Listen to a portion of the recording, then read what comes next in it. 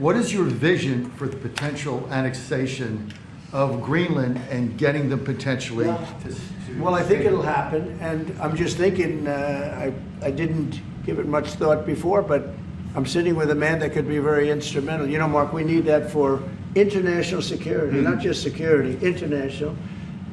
We have a lot of our favorite players, cruising around the coast, and we have to be careful. And we'll be talking to you.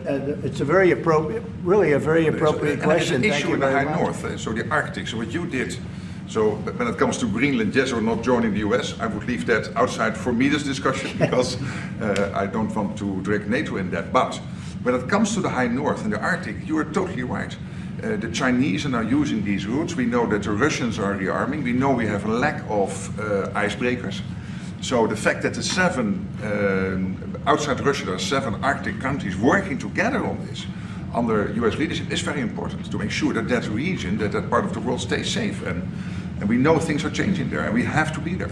Well, we just had an election there the other day. Do you see a referendum, a plebiscite, where the people of Greenland would be in a position to decide if they want to become part of the United States? Yeah, it was a good election for us, as you know.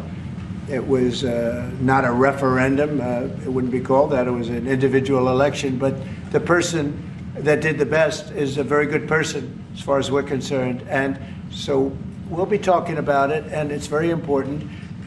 Mark mentioned the word icebreaker. So we've ordered, we're in the process of ordering 48 icebreakers. And Canada wants to know if they could use them. I said, well, you got to pay for them. Think of it, Canada. We pay for their military. Canada pays very little for their military because they think we're going to protect them. But even with the icebreakers, so we're going to order 48, and Canada wants to be part of the deal. I say, you got to get your own icebreakers. I mean, if you're a state, you can be part of the deal. But if you're a separate country, you've got to get your own icebreakers. Russia, as you know, has about 40 of them. And we have one big icebreaker, but that whole area is becoming very important. And for a lot of reasons, the routes are, very direct to Asia, to Russia, and you have ships all over the place, and we have to have protection. So we're going to have to make a deal on that. And Denmark is not able to do that. Denmark's very far away and really has nothing to do. What happens? A boat landed there 200 years ago or something, and they say they have rights to it. I don't know if that's true. I don't think it is, actually. But we've been dealing with Denmark, we've been dealing with Greenland, and we have to do it. We really need it for national security. I think that's why NATO might have to get involved in a way, because we really need Greenland for national security. It's very important. We have a couple of bases on Greenland already, and we have quite a few soldiers, and maybe you'll see more and more soldiers go there. I don't know. What do you think about that, Pete? So, don't answer that, Pete.